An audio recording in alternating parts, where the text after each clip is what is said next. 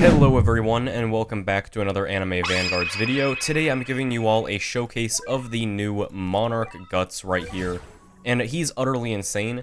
But before we get into that, question of the day, who do you personally like more, Guts or Griffith? Also make sure to like the video, since it does help a lot more than you realize. But anyway, let's get right into the showcase.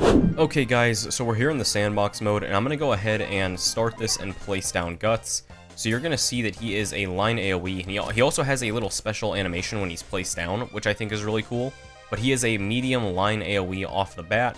We're going to go ahead and see his VFX for that. Pretty cool overall.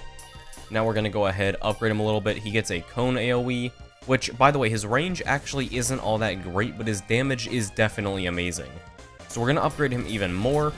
And then he gets another line AoE with, it looks like the same width as the first one, but it's just longer this time with a different VFX. And then his last move is a full AoE with this absolutely absurd damage right here. So getting into his passives, his first one basically says that for every 5 takedowns, he will spawn a demon enemy at the same HP as this unit's damage stat, and it will give 100 yen on death. And then anytime that demon is killed, he will buff his own damage by 40% for 10 seconds. Now, do note this, that means that the demon can be killed by anyone, but just as long as it's killed, he will get a 40% damage buff. Now, sadly, this doesn't stack, and killing the demon while you have the buff doesn't refresh the cooldown, so there is going to be, multiple points where you're not buffed all the way. The second passive says that while he's stunned, if an enemy is in range and not afflicted with bleed, he will afflict bleed for 20% of his damage over 10 seconds.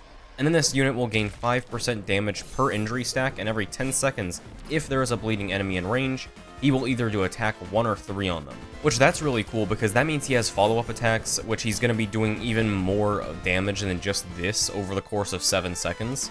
Now the third passive says that if he attacks a bleeding enemy, he'll follow up with attack 2 for 50% of his total damage, and then enemies that are hit by this follow-up will get repulsed. So meaning he actually does have a little bit of utility as a support, in the sense where he can repulse enemies. Now, before I show you guys what the active ability does, I'm going to show you guys a familiar that I recommend using with Guts. So that is going to be the Nose Familiar, who can buff unbound damage if you get the right element. But what makes this familiar so good for Guts is the second passive right here, which states that anytime the unit attacks, it'll get stunned for 2 seconds. If this unit is stunned, it'll increase its damage by, which this is actually a visual glitch, it should be 10% buff right here, it says that in the lobby, but for the duration of the stun, plus 5 seconds. Now the reason getting stunned is so important is because of the second passive that says that if this unit is stunned, he'll apply bleed to any enemy in range that does not have bleed, meaning he's going to be doing more damage from his bleed, which will also let him activate his third passive, which basically says that if he attacks a bleeding enemy, he'll do a follow-up attack for 50% of his damage. And then you also get the follow-up attacks for 1 and 3 from the second passive if they're bleeding in his range. So yeah, the Nose Familiar is the best familiar for Guts in this game, and I highly recommend using it with him because it makes him just so much better. Now we're going to go ahead and move on, and I'm going to show you guys what the Berserker Armor active ability does. So we're going to activate this, and he's going to lose all of his cooldown right here. He's going to go to 0 second of a cooldown. So how this works is that he's going to attack non-stop constantly, meaning the second that he finishes up with an animation, he'll attack again.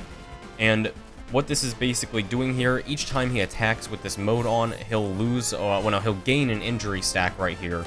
And then as by the second passive right here, every injury stack will give him 5% extra damage.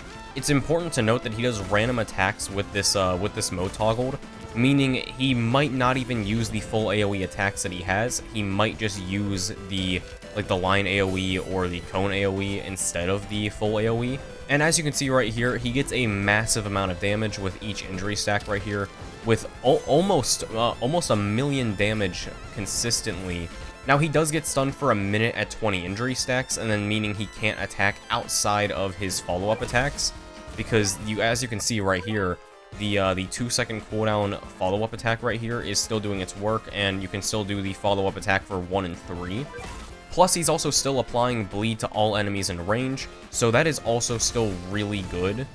Yep, and as we're about to see, once he goes off cooldown, he is going to lose all injury stacks right here, and then I believe you have to toggle the ability again if you want to gain more injury stacks. Overall, this unit is highly broken and I totally recommend getting him. But before we end the video, a joke for you as always. After a few weeks of trying, my wife told me she's pregnant. She truly has the worst stutter. But anyway guys, that's the end of the video. Make sure to like, subscribe, and join the Discord below since I enjoy talking to y'all. Average X Fire out. My name is Average X Fire.